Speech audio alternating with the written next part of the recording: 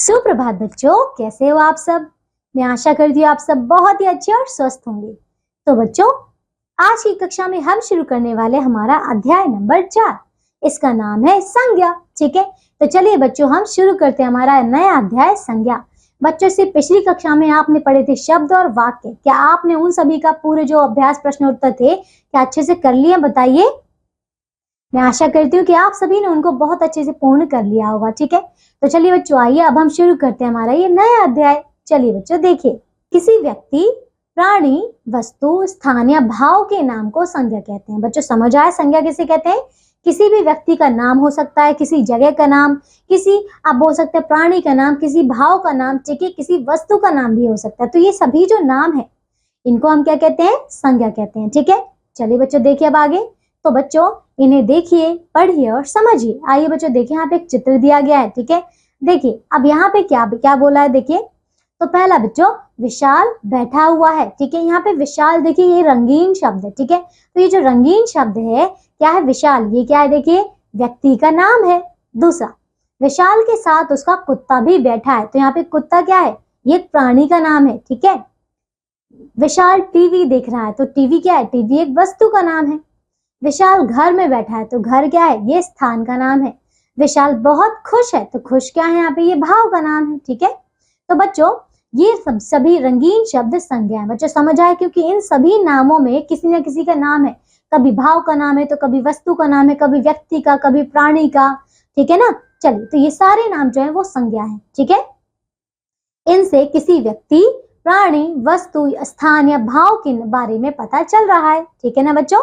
चलिए आगे देखिए, हमारे आसपास जो कुछ भी दिखाई देता है उन सभी का एक नाम है। नाम वाले शब्दों को संज्ञा कहते हैं। तो बच्चों समझ आए? देखिए जैसे कि आपका कोई नाम है, आपके घर वालों का कोई नाम है, मेरा कोई नाम है, हमारी पुस्तक का भी कोई नाम है ना। हम जो खाना खाते हैं उनका भी कोई नाम होता है। रोटी, दाल, चावल, हर किसी चीज का नाम है ना। घोड़ा, गधा, जो भी है ना। तो हर किसी का जो नाम है वही नाम जो है वो संज्ञा है। ठीक है ना। चलिए अब आगे देखिए बच्चों। अब है बच्चों संज्ञा के प्रकार। तो देखिए संज्ञा के 3 प्रकार होते हैं। कौन कौन से? देखिए पहला है व्यक्तिवाचक संज्ञा यानी कि प्रॉपर नाउन। दूसरा है जातिवाचक संज्ञा यानी कि कॉमन नाउन।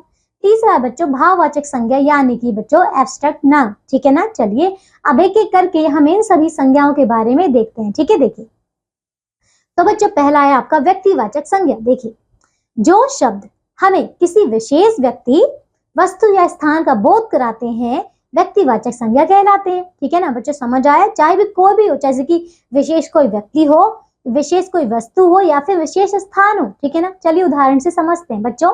जैसे कि यहाँ पे है ये है भारत। ठीक है, ये जो बना हुआ है ना यहाँ पे चिन्ह, ये भारत को दर्शाता है। यानी कि भारत यहाँ पे जो है वो क्या है? एक विशेष देश का नाम है। ठीक है ना, इसीलिए ये क्या है? आपका व्यक्तिवाचक। दूसरा ये है इंडिया गेट। ठीक है, ये है सरदार भगत सिंह। ठीक है, फिर है हिमालय, फिर है बच्चों गंगा नदी, और फिर है बच्चों क्या? पंडित जवाहरलाल नेहरू। तो इन सभी में ये जो चीजें आपको दी गई हैं, कुछ व्यक्तियों के नाम है, कुछ जगहों के नाम है, कुछ वस्तुओं के नाम है, तो ये सभी जो है आपकी व्यक्तिवाचक संज्ञा है। ठीक है ना। आइए बच्चों अब कहते हैं दूसरा। तो ये देखिए अब है बच्चों जातिवाचक संज्ञा। देखिए जो शब्द हमें संपूर्ण जाति या समुदाय का बोध कराते हैं जातिवाचक संज्ञा कहलाते हैं। जैसे कि बच्चों उदाहरण से समझते हैं। जैसे कि यहाँ पे है घोड़ा। अब देखिए घोड़ा, अब ये कौन सा घोड़ा है नहीं पता। ये अच्छा घोड़ा हो सकता है, बुरा घोड़ा हो सकता है, आप बोल सकते हैं भूरा घोड़ा हो सकता है, सफेद घोड़ा हो सकता है, काला भी हो सकता है ना।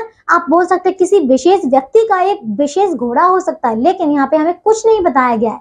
यहाँ पे हमें सिर्फ और सिर्फ बोला है घोड़ा। अब घोड़ा तो कोई भी हो सकता है ना, इसीलिए घोड़ा क्या एक पूरी एक संपूर्ण जाति का नाम है। ठीक है ना, इसीलिए ये है आपका जातिवाचक संज्ञा। इसी प्रकार बच्चों कुछ और उदाहरण जैसे कि फूल। अब फूल, ये देखिए फूल यहाँ पे नाम तो लिखा है, इस चित्र में तो आपको सूरजमुखी का फूल दिखाया गया है, लेकिन बच्चों असलियत में अगर मैं कहूँ इतने सारे फूलों में से फूल, तो फूल तो कई सारे हो सकते हैं, गुलाब का, कमल का, चमेली का, बहुत हो सकते हैं ना। तो इसीलिए ये भी क्या एक संपूर्ण जाति। अब देखिए बच्चों लड़के, लड़के तो कोई भी लड़के, तो ये भी बच्चों। इसी प्रकार बच्चों पेड़, विद्यालय और चिड़िया। समझ आ रहा बच्चों? तो ये जो शब्द हैं आपके एक संपूर्ण जाति का बोध करा रहे हैं, इसीलिए ये है आपके जातिवाचक संज्ञा।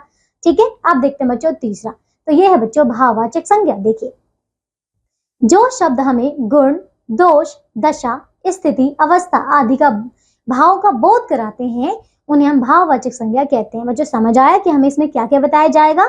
इसे हमें किसी के गुण, किसी के दोष, किसी की दशा, किसी की स्थिति, अवस्था, इन सभी का अगर बोध कराया जाता है तो उसे हम भाववाचक संज्ञा कहते हैं। तो चलिए हम इसे उदाहरण से समझते हैं। बच्चों देखिए, जैसे कि ये क्या है? ये जो बच्चा है आम खा रहा है, तो ये क्या है? आम यानी कि मीठा है, यानी कि उसमें मिठास है, तो इसका भाव है। देखिए मिठास को क्या हम पकड़ सकते हैं? नहीं पकड़ सकते ना, तो ये हम सिर्फ उसे महसूस कर सकते हैं, इसी को तो भाव कहते हैं, है ना। तो मिठास यहाँ पे एक भाव है। फिर देखिए प्रसन्नता, प्रसन्नता को भी हम सिर्फ उसे अनुभव कर सकते हैं, हम पकड़ नहीं सकते, ठीक है ना, इसीलिए ये भी एक भाव है।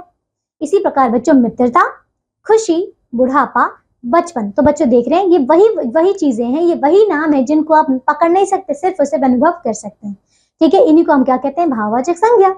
चलिए बच्चों देखिए, तो ये अध्याय हमारा पूरा हो चुका है। आइए अब हम देखते हैं कि हमने इस पाठ से क्या क्या सीखा है, ठीक है। देखिए तो बच्चों पहला है किसी व्यक्ति, प्राणी, वस्तु, स्थान या भाव के नाम को संज्ञा कहते हैं। दूसरा, संज्ञा के 3 भेद हैं, कौन कौन से? पहला है व्यक्तिवाचक संज्ञा, दूसरा जातिवाचक संज्ञा और तीसरा है भाववाचक संज्ञा।